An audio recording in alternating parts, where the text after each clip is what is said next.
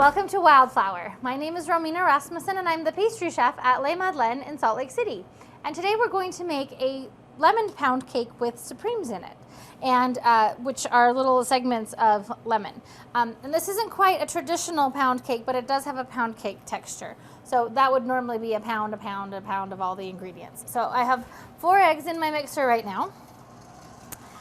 And I'm going to add about a half a cup of sugar to that. And my goal here is just to incorporate. It's not to make it to get a whole lot of air in there. So once I've got that added in, I'm going to add the cream. I add my cream. And I'll get that worked in. And then I'm going to add my dry ingredients, my baking powder and my flour. And just before that's completely incorporated, I'm going to add in some melted butter, as well as my lemon supremes and some lemon zest.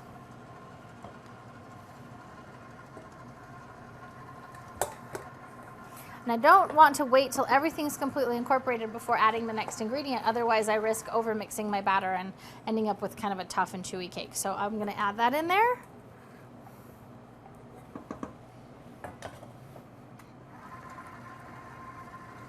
And I'm going to finish it off by hand,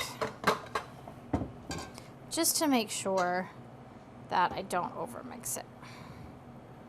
And so a lot of times when you're making cake, I know a lot of folks like to make their batter creamy and smooth. Well, by the time you've done that, you've overmixed your cake and you've made a very gluten-y kind of mixture. So it's okay if it's a little bit lumpy looking. It's more important that it just be mixed all the way, but then that's all. So it doesn't look creamy and smooth, but it is completely incorporated.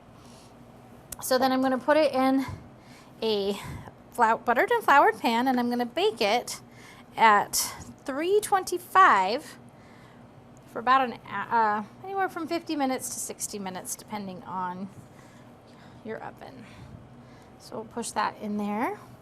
When this comes out, you actually brush it with a glaze that's made from powdered sugar and lemon juice. You brush it with a glaze until it's completely incorporated, and then you actually put it back in the oven for about 10 minutes so that that glaze gets nice and shiny and set up.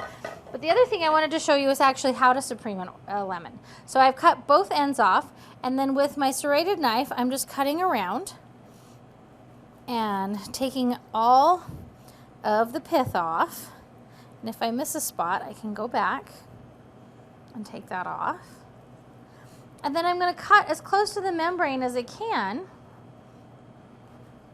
to remove just the segments. I don't want the membrane in there, I just want the segments. And if you get any seeds, that's okay, just pick them out afterwards. So that's how you would supreme any kind of citrus that you can use in a fruit salad, or in this case, this lovely, delicious pound cake. And that's how you make a pound cake with lemon supremes.